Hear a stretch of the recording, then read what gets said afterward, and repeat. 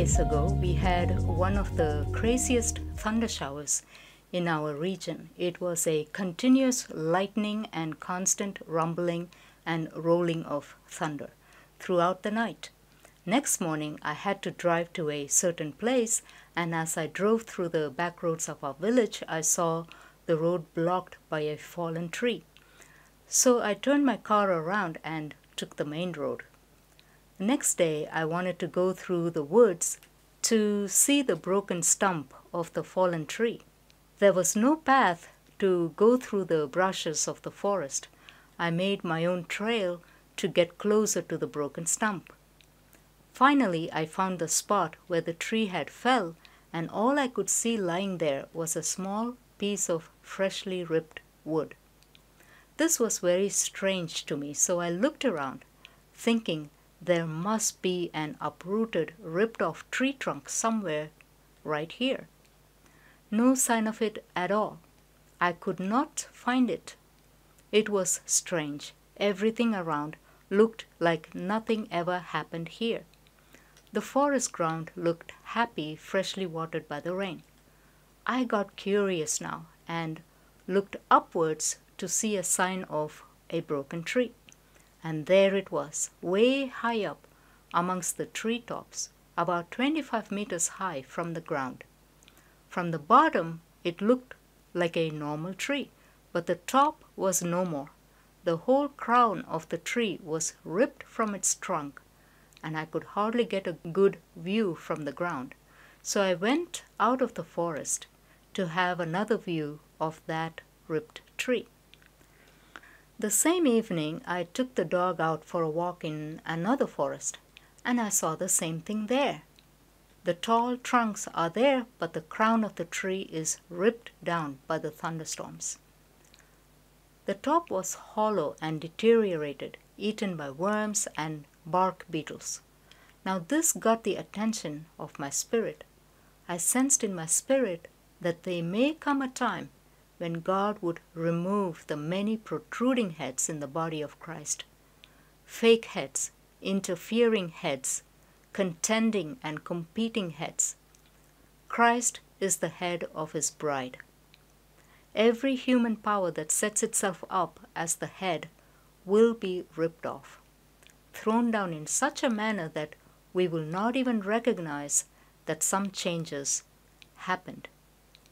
In the coming days, we will see Christian leaders removed quietly from their positions, for the new growth of God's kingdom needs space. The foundation will remain, but the tree crown will be cut off. The crown belongs to the king and not to any human leader or elder or anyone who is an equiper in the body of Christ, be them apostles, pastors, prophets, teachers, evangelists, or deacons. Anyone or anything that sets itself up in the place of the king and gives headship that only belongs to the king will be ripped down. This is a heavy message, mainly for those in a leadership, eldership position, or for those in the ministry of equipping others, and I hope we capture the spirit of what God may want to communicate here and shift the necessary things that need to be shifted. For the last 4 years, I am carrying in my spirit a message that I would want to deliver, maybe in my next video. It is specifically a call to the leaders and elders in the body of Christ to consecrate before they would get to serve God. What Jesus wants is a people who are surrendered to his headship, his kingship. He wants a people who are sanctified, hallowed, and not hollow. He is holy, and he wants us to be as holy as he is as we serve before him. The message here is consecrate or be confiscated. If this message stirs your spirit, would you please bring it before the Lord and test it and ask the Lord what he wants you to do about it? Stay tuned. I remember a very strong prophetic message more than 20 years ago was by a prophetic friend of ours. he had seen God himself shaking all trees in the forest, representing ministries and churches, and if they do not bring fruit, then that's what the prophet saw, the axe is going to be laid at their roots and they're going to be cut down, which of course was an unthinkable thing. How can God do that? But then a prophetic sign happened, I believe. God makes his messengers sometimes to be winds, Psalm 104 says.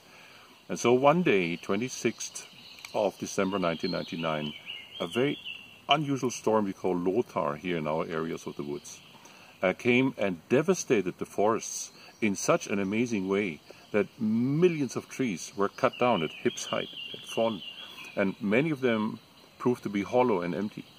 And the message was quite clear.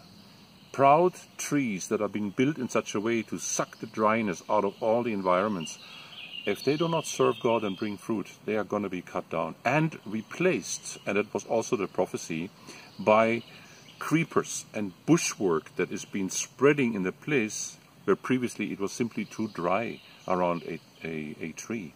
We believe that was a message strongly about God wanting to fill the earth, no place left, with his presence through house churches, churches that are emerging everywhere where people live, play and work.